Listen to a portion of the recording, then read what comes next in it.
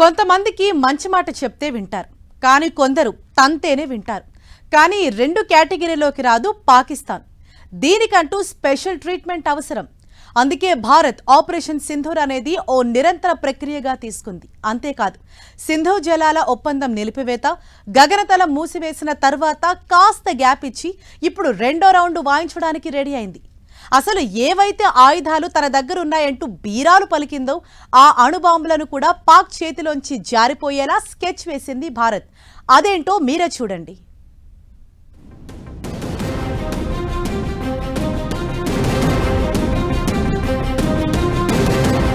పాకిస్తాన్కి మరో round వాయింపుడు ready. అణ్వస్త్రాలను Pakistan నుంచి దూరం చేసే స్కెచ్. భారత్ ఆపరేషన్ సింధూర్లో భాగంగా చేసిన దాడిలోనే విలవిలలాడిన పాకిస్తాన్కి మరో రౌండ్ వాయింపుడుకు భారత్ సిద్ధమైంది. ఇప్పటికే సింధు జలాల విషయంలో గొంతెండిపోతుందంటూ దేహీ దాహం అంటున్న పాక్ ఇక తనకి ఉన్నాయని చెప్పుకునే అణుబాంబులు కూడా మర్చిపోవాల్సి వచ్చేలా ఉంది. మన డిఫెన్స్ మినిస్టర్ రాజ్నాథ్ సింగ్ అసలు పాకిస్తాన్ దగ్గర అణ్వాయుధాలు ఉన్నాయా, ఉంటే సురక్షితంగానే ఉన్నాయా అంటూ ప్రశ్నించారు. పదే పదే అణుబాంబులేస్తామంటూ తమని బెదిరించిన పాక్ దగ్గర న్యూక్లియర్ వార్ హెడ్ల పరిస్థితి ఏంటో గ్లోబల్ వాచ్ డాగే పరిశీలించాలంటూ డైలాగ్ వేశారు. అంతర్జాతీయ అణుశక్తి సంస్థ ఈ విషయాన్ని సీరియస్ గా తీసుకునేలా రాజ్నాథ్ సింగ్ మాటలు ఉన్నాయి. అంటే రాబోయే రోజుల్లో అంతర్జాతీయ సంస్థలు పాక్ అణు స్థావరాలను సూపర్వైజ్ చేస్తాయి. అదే సందర్భంలో దాని కార్యక్రమం తీరుతెన్నులపై కూడా అసలు వాస్తవాలు బయటపడతాయి. ఓ రకంగా రాజ్నాథ్ సింగ్ చెప్పిందే జరిగితే international atomic energy agency Pakistan దగ్గరున్న ఆటం బాంబులు, అణ్వస్త్రాలు స్వాధీనం చేసుకుంటుంది.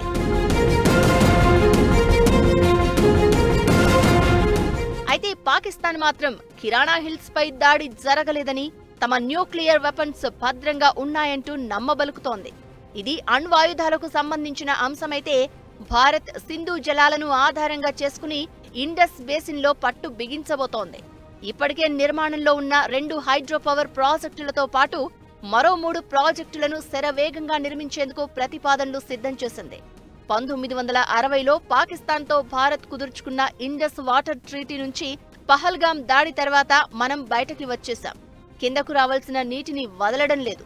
దీంతో గొంతెండిపోతోంది. తీవ్రమైన నీటి ఎద్దడిగా ఉందంటూ పాకిస్తాన్ భారత కేంద్ర జలశక్తి శాఖను సంప్రదించినట్లు సమాచారం. అయినా సరే పాకిస్తాన్ పీక నొక్కాలంటే ఇదే సరైన సమయం కాబట్టి సింధు జలాలపై నిర్మించిన హైడ్రో ప్రాజెక్టులను స్టోరేజ్ ప్రాజెక్టులుగా మార్చాలని ప్రతిపాదనలు వచ్చాయి.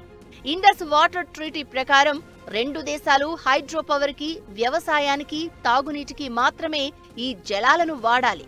కానీ మనం ఈ ఒప్పందం నుంచి బయటికి వచ్చేశాం కాబట్టి మన పరీవాహక ప్రాంతంలో మన పరిధిలో ఉన్న నదులపై ఎలాంటి ప్రాజెక్టులనైనా నిర్మించుకోవచ్చు.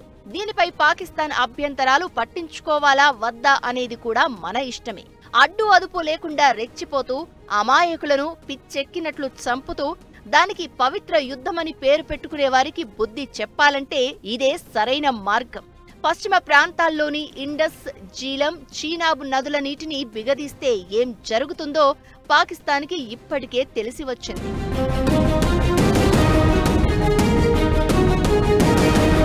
తాజా సమాచారం ప్రకారం సావల్కోట్ స్టేజ్ 2తో 1856 మెగావాట్ల ప్రాజెక్టు, కిర్తాయ్ స్టేజ్ 2తో 930 మెగావాట్ల ప్రాజెక్టు, దుల్హస్తీ స్టేజ్ 2తో 260 మెగావాట్ల ప్రాజెక్టులను చీనాబ్ నదిపై కట్టేందుకు భారత జలశక్తి మంత్రిత్వ శాఖ ప్రతిపాదనలు సిద్ధం చేసింది. దీనికి కేంద్ర మంత్రివర్గం అనుమతిస్తే వేగంగా పూర్తి చేసే ఉద్దేశంతో ఉంది. వీటితో పాటే మరుసూదార్ నదిపైన బుర్సార్ ప్రాజెక్ట్, చీలం నదిపై యురి స్టేజ్ 2 ప్రాజెక్టులు కూడా ప్రతిపాదనల్లో ఉన్నాయి. అసలు ఈ ప్రాజెక్టులన్నీ కూడా 4 దశాబ్దాల నుంచి అలానే మూలన పడి ఉన్నవి కాబట్టి ఇప్పుడు ఈ ప్రాజెక్టులకు అనుమతి వెంటనే రావచ్చనే అంచనాలు ఉన్నాయి. ఇదే కనుక జరిగితే అందరూ అనుకుంటున్నట్లు పాక్కి సింధు జలాల నిలిపివేత అనేది ఎక్కువ కాలం పట్టదు. 3 ఏళ్లలోనే ఆ పని చేసి చూపే అవకాశం ఉంది.